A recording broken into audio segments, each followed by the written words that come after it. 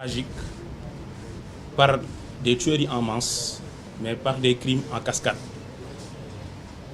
Par la suite, je voulais aussi m'associer au message de Cheikh Tidiane Dièye, au message de compassion, pour manifester notre désarroi à la suite des dégâts matériels, des dégâts qui sont énormes à raison d'un gouvernement irresponsable qui décide de maintenir ce pays en tension, mais en raison aussi des nombreuses blessures suite à des cas de torture manifestes au sein des commissariats de police et des brigades de la gendarmerie, confortés, aidés et renforcés et assistés par des milices et des nervis. Ginnaaw loolu nag bëggoon naa accès sama intervention ci ñaari wàll. Premier wàll bi mooy li jëm ci justice muy dossier bi nga xam ne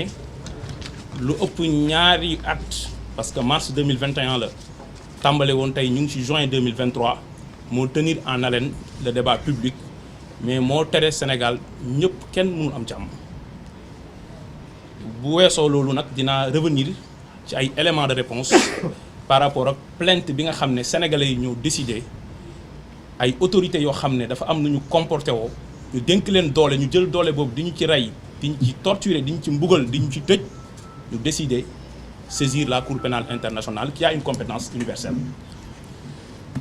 En ce qui concerne le dossier judiciaire nga xam ne moo frappé Sénégal depuis mars 2021, démb dañu gis koo xam ne moo censé woon garder les sceaux qui sont les symboles de la République, le ministre de la Justice. Tàmm nañu ci moom mu nekk avec une mauvaise foi boo xam ne elle est manifeste, elle est expresse, jéem a manipuler l'opinion nationale et internationale. Mais boobu amoon na limite parce que da doon jël loi bi di ko interpréter à sa guise et selon la commande du chef. Mais cette fois-ci dafa atteindre beneen niveau boo xamante ne yegg na ci paroxysme bi, maanaam ci njomboxtal bi. Mooy lan? Premièrement, da ngay dugg ci loo xam ne nekkatul sa prérogative, parce que ministre de la justice bi ñu la nommé dafa am décret boo xam ne mars 2023 la boo xam ni moo organisé ministère de la justice wax la yow lan mooy say attribution. Ministre de la justice nekkul mooy wax magistrat yi li ñu war a àtte ak li ñu warta àtte, nekkul moom mooy commenter une décision de justice, même su fekkee une décision définitive la, parce que su boobaa dafay immixé wu en tant que kuy représenter la chancellerie bokk ci exécutif bi di dugg ci pouvoir judiciaire. Mais li pire mooy décision boo xam ne elle n'est pas encore définitive, parce qu'il y a des appels, la partie civile a fait appel,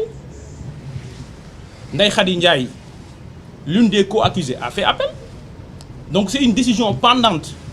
yow nga ne da ngay commenter décision di wax fan lañ ko teg, donc loolu day influencer la juridiction d'appel. Li pire nag mooy nee na dafay dugg ci esprit wu juge bi, maanaam moom mooy wax juge boo xam ne àtte na ba pare mais ba léegi décision bi disponible gul. te décision nag ñetti wàll la: qualité bi nga xam ne greffier bi moo koy def, wax ñan ñoo àtte mbir mi, composition tribunal bi nan la demee, identité wu partie ak seeni avocat, ak kañ nañ saisir juge bi ak fan lañ jaar.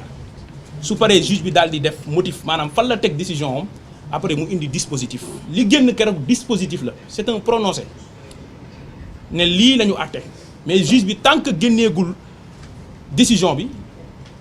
cour d'appel mënagul statuer.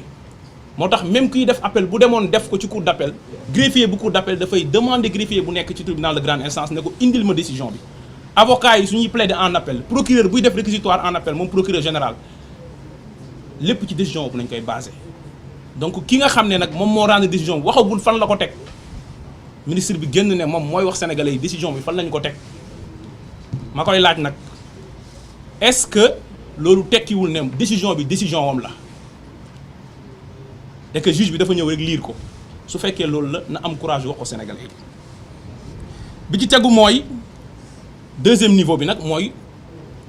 wax loolu wàllum waxut, mais inventer ay décision de justice, te dinaa ci revenir benn par benn. dañu ko dégg mu ni ci ordonnance de renvoi bi nga xam ne moom la doyen des juges jël pour renvoyer mbir mi devant la chambre criminelle muy ordonnance boo xam ne elle est inédite dans les annales judiciaires mu ne ci ordonnance bi dañu renvoyer Ousmane Sonko le président Ousmane Sonko pour corruption de la jeunesse mu ne loolu ci liñ ko renvoyer woon la bokk ne daal di ne dem leen ngeen lire waaw yéen ñii nag comme jàng ngeen am ngeen xel mën ngeen a lire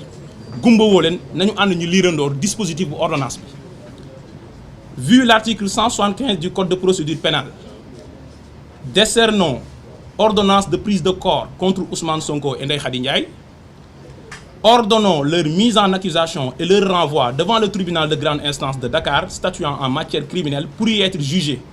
conformément à la loi pour des chefs de viol et menaces de mort contre le premier,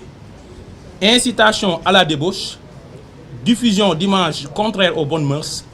et complicité de viol contre la deuxième, fait en notre cabinet à Dakar le 17 janvier 2023. fii da ngeen fay dégg corruption de la jeunesse kon nag de tailleur constitutionnel il est désormais passé à faussaire pénal.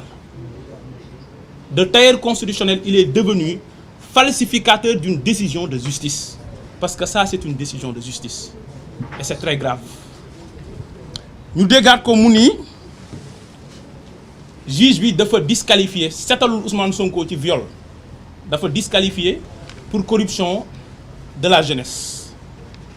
D'abord man dinaa revenir ci disqualification boobu parce que ñun jàpp nañ ne c'est une hérésie. ni mu nekkee hérésie mooy disqualification mooy dañu am lu ñu lay toppee benn infraction bi la mais dafa am ay circonstances aggravantes yoo ko defee maanaam dañu lay toppee sàcc mais sàcc bi da nga koo ànd ak keneen muy vol en réunion wala sàcc bi da nga koo def ci guddi parce que circonstance aggravante la wala da nga ko def avec escalade da ngaa tëb mur wala da nga ko def avec effraction wala da nga utiliser moyen de locomotion da nga utiliser oto wala moto c'est des circonstances aggravantes bu ñu demee ba ci biir gis ne nekkete bi ngay sàcc tëboo mur wala bi ngay sàcc naam timis 19h moo jot mais timis jotagul guddeegul ñu daal di disqualifier en vol simple loolu mooy disqualification mais toppee nit viol muy yàqataan ne dafa forcer nit tourner fële ne la da nga def corruption à la jeunesse da ngaa ger ay nit pour yàq leen ça n'a rien à voir kon c'est pas la même infraction mais moom nee na disqualification ni mu ko firee moom l'agrégé en droit mooy juge bi nee na séq nañu ñoom ñaar waaye nag séq boobu moom tuddeewu ko viol li mu ko tuddee mooy da nga koo nax te fekk xale la woon loolu nag ñuy wax sénégalais yi ne du dëgg c'est un pur mensonge parce que loolu la tudd bu ngeen demee tribunal ngeen def archive yi décision de justice yi ñu génnee yëpp yoo xam ne dafa am disqualification c'est la même motivation dañu naan attendu que les faits par exemple de vol en réunion initialement reproché à X s'analyse plutôt en vol simple s'analyse plutôt ça veut tout simplement dire que li ñu la doon toppee fireetul lii lële la firi bu ñu ko gisee lii la ñu wan te loolu juge bi nag mooy wane après en quoi corruption de la jeunesse am na li tax signifié wul conjonction sexuelle maanaam ñaan ñi dañoo séq parce que dañuy leeral pour sénégalais yi dégg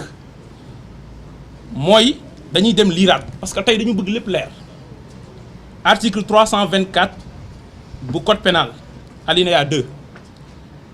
sera puni aux peines prévues au présent article quiconque aura attenté aux mœurs en excitant, favorisant ou facilitant habituellement la débauche ou la corruption de la jeunesse de l'un ou de l'autre sexe en dessous de l'âge de 21 ans. Ça veut dire que atteinte aux mœurs mooy délit bi mais soo defee atteinte aux mœurs da nga ko def soit da nga favoriser wala nga exciter wala nga faciliter débauche muy benn wala nga corrompre jeunesse bi donc le délit corruption de la jeunesse mënul nekk infraction autonome moo tax décision de justice bi jàppee leen ko benn torchon boo xam ne nit ñi ci poubelle dañ koy sànni parce que du infraction moyen la pour nga def benn infraction élément constitutif la kon nag mën nga favoriser wala nga exciter ay jeunes pour ñu nekk ci débauche tey bu la neexee nga tabax sa kër dugal fa ay xale yu góor ak yu jigéen ñiy caaxaan tu as favorisé tu as excité tu as facilité la débauche ils ont moins de 21 ans mais est-ce que yow da ngaa séq ak ñoom relation bu dee góor nga ay jigéen ya fa nekk bu dee jigéen nga ay góor ya fa nekk kon bu taxawee ne bu ñu nee corruption de la jeunesse mooy conjonction sexuelle encore il a déformé la loi mais il a falsifié une décision de justice. Il ne peut plus être digne de garder les sceaux qui sont les symboles de la République parce que le département de la justice c'est un département de souveraineté. C'est extrêmement important. beneen bi mooy mu ñëw di wax ci contumace encore une fois waxaat loo xam ne képp koo xam ne jàng nga xam li yoon di doxee wala ngay sénégalais boo xam ne am nga xel di xalaat da nga war a rus ndax daf nii comme contumace la mun nañu dem jël ko à tout moment mais que président Ousmane Sonko bu ñu demee pour ñu jëli ko il faut que ñu notifier décision de justice bi il faut que ñu yëgal ko ko dinaa ñëw ci la moo tax mu bëgg yéexal boobu am mais balaa ma ciy ñëw damay wax ne loolu amut c'est simple notification boobu amut bu ngeen demee lire article 345 bu code pénal daf ne bu ñu la condamné pour contumace décision bi dañ koy afficher au dernier domicile du contumax mooy ki nga xam ne moom nañu woo ci procès criminel te ñëwut au dernier domicile foofu nañ koy afficher waaw koo xam ne contumax la dafa daw génn par exemple te loolu mooy contumace dinaa ci ñëw mais loolu yegg seeguma ci kooku nan ngay demee di xaar pour notifier ko notification ak signification du benn signification ak citation du benn loolu ay termes la yoo xam ne ñi nekk ci pratique pénale xam nañu ko même pratique civile léegi ñëw ni la dañ lay notifier lu ñu lay notifier te yow nekkoo fi nga daw tant que notifié wuñ la procureur di la jàpp du la jàpp kon de Sénégal war nañoo tiit bu dee trafiquant de drogue bu ñuy war a àtte mu daw wala koo xam dafa rey nit bu dawee tant que notifié wuñ ko décision bi kenn du ko dem jàppi loolu c'est grave c'est indigne d'un ministre de la justice. kon nag loolu ñi ciy jaaree yéen sénégalais ngeen xam ne le droit pénal ce n'est pas de la littérature constitutionnelle non c'est pas de la littérature constitutionnelle la pratique de procédure pénale ce n'est pas la théorie à l'amphi à l'université non c'est différent li ngay wax da nga koy dund jëfee ko mais nga teg ko ci bonne foi pour mën a wax loo xam ne sénégalais yi bu ñu ko déggee dinañ xam donc yooyu mooy ñetti fausse nouvelle donc c'est une diffusion de fausses nouvelles et elle est punie par l'article 255 du code pénal li mu def moom mooy wasaare ay xibaar yoo xam ne wérul moom la def bëggoon naa nag su ma paree ci moom ñëw ci contumace nan nañuy mën a waxee ne Sénégal koo xam ne xam nga fi mu dëkk xam nga domicile am boo ko bëggee jëli tey suba nga jëli ko 19h bu la neexee du fanaan këram bu fekkee sénégalais dinañ la ci bàyyi barricade këram yow yaa koy garder léegi donc c'est kër góor gi mooy zone bi ëpp sécurité ci Sénégal nga ne yow da nga ko condamné par contumace article 345 boobu noonu mooy wax au dernier domicile du contumax mooy contumace mooy koo xam ni c'est un fugitif maanaam dafa daw mais koo xam fi mu nekk nan nga koy condamné par contumace loolu nag day interroger sénégalais ñi xam ban justice nañu am. beneen bi aussi mooy dama ko fàtte woon mooy ministre de la justice foofu laa bëggoon a sax terminer ci côté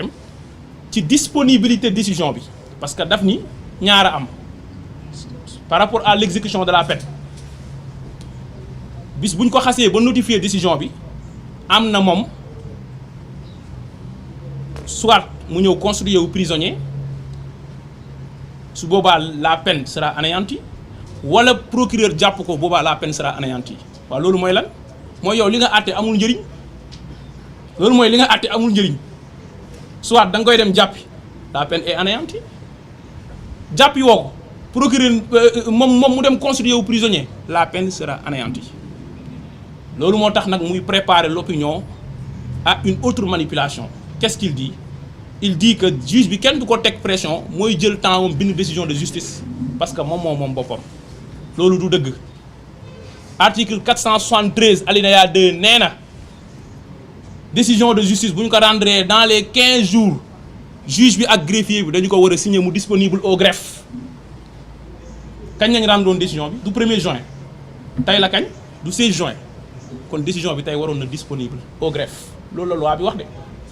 mais comme yow nag da ngaa soxor da ngaa créer sa dossier boo xam ne président Ousmane Sonko nee na dossier bi sa dossier la moo tax bi ñu ko créé gis nga lim la jural moo tax mu ne la dossier bi sa dossier la moo tax jaral na la say consulat fépp ci àdduna bi ñu tëj suñu consulat ce dossier la jaral na la chaque jour nga génn di justifier auprès des ambassades tey nga war a dem commission des droits de l'homme bu commission des affaires étrangères bu Union européenne def ay conférence de presse yu dul jeex parce que dossier bi sa dossier la yaa ci dugg xamuloo noo ciy génnee moo tax nag muy préparer l'opinion à toog heure bu leen neex pour def lu leen neex loolu nag sénégalais yi ñu ngi leen ciy xaar bu loolu weesoo nag kon ñoom ils sont tiraillés entre deux feux le feu judiciaire et le feu politique. Le feu judiciaire mooy boo nee da ngaa arrêté Ousmane Sonko la décision est anéantie en toutes ses dispositions li nga defoon yow ndax saay na mais le feu politique mooy yow demal nga jéem a arrêté Ousmane Sonko bi nga ko jéemee condamné xam nga lu la ci fekk boo ko arrêté wee xam nga lu la ciy fekkaat bu loolu weesoo nag ñu ñëw ci plainte bi nga xam ne moom la ñu bëgg a def devant la Cour pénale internationale ñu gisaat encore une fois un gouvernement boo xam ne wane na ni liggéeyul pour sénégalais yi il roule pour d'autres intérêts ci naka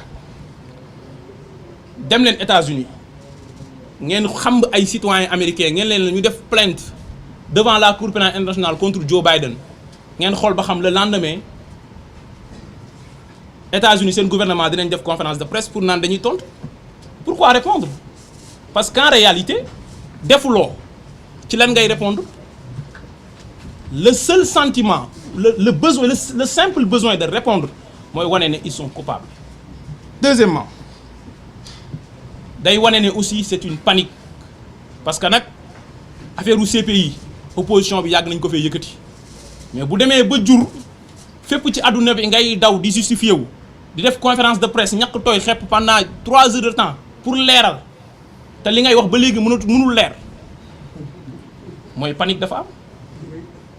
ñetteel bi mooy boo demee ba ay nit ñoo xam ne ay sénégalais nañ ñuy collaborer ak Juan Branco te muy seen droit parce que sénégalais am nañ droit à saisir les juridictions internationales dès lors que le Sénégal a ratifié le statut de Rome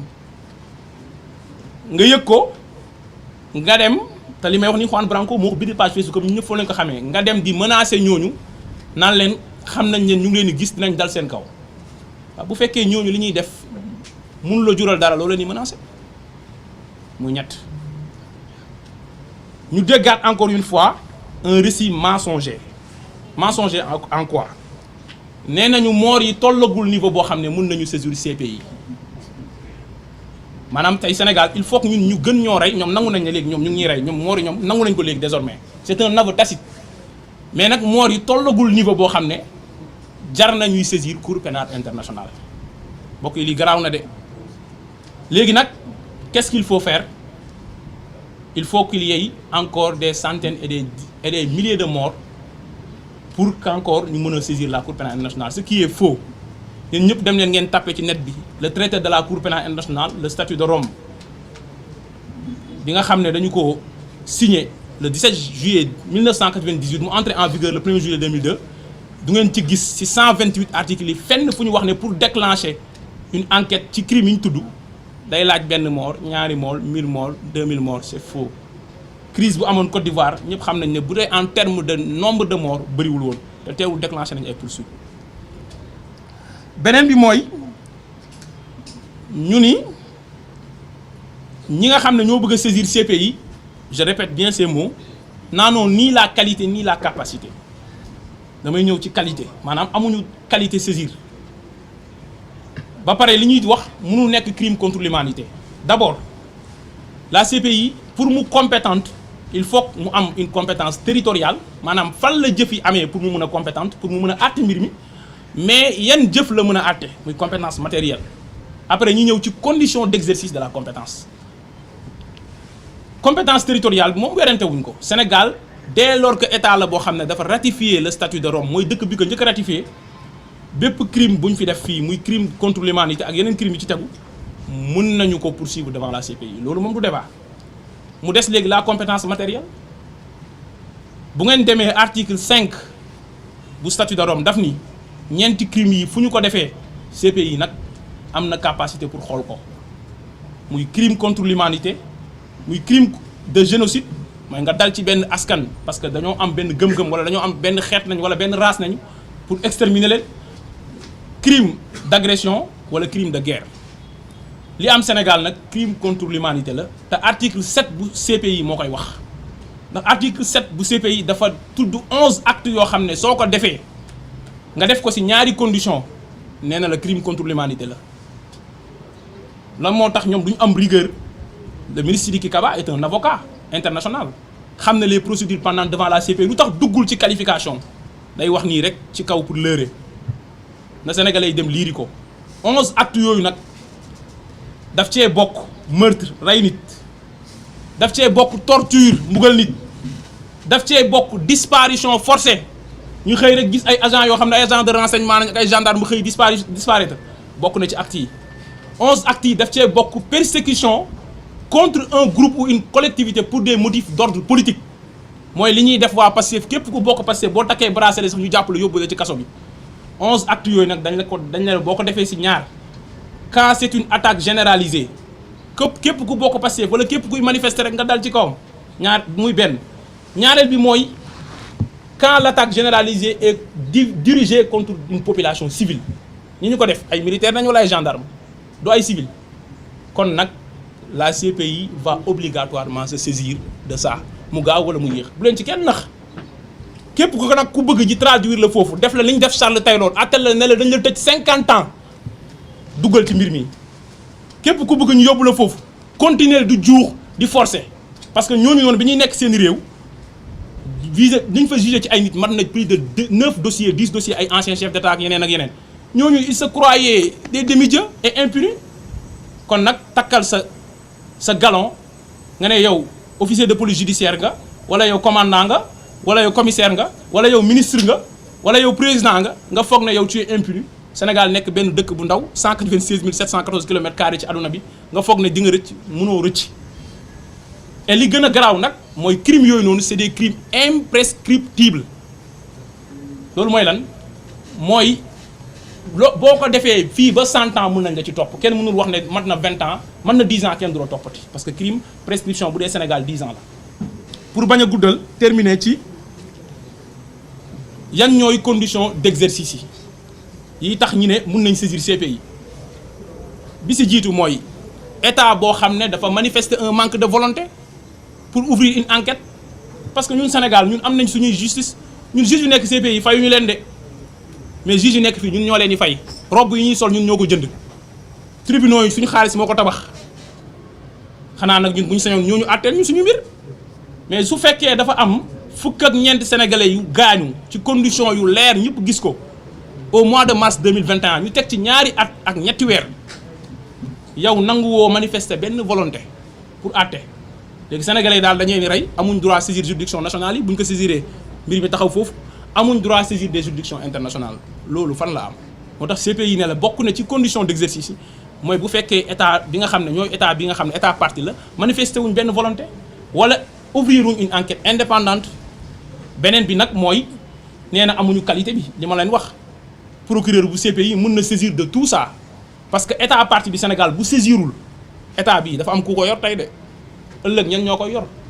su dee ay responsables nañ ils devront élucider ça devant les juridictions nationales ou internationales su boobaa c'est le même état du Sénégal beneen bi mooy procureur bi nit ñi mën nañu ko saisir ci lu leen neex su paree moom mu xool fan lay jaar pour ouvrir une enquête loolu ku dem lire article 13 article 15 bu statut de Rome di nga xam ne loolu moo am kon nag lii yëpp day militer en faveur d'une idée claire que nous sommes face à un gouvernement boo xam ne désormais il n'est plus dans la diabolisation et la manifestation et la manipulation mais désormais il est dans la diffusion permanente de fausses nouvelles loolu day interpeller les Sénégalais dans leur responsabilité pour ñu faire face à ce régime pour mu jugee fi pour Sénégal am jàmm maa ngi leen di sant di leen gërëm asalaamaaleykum. Merci.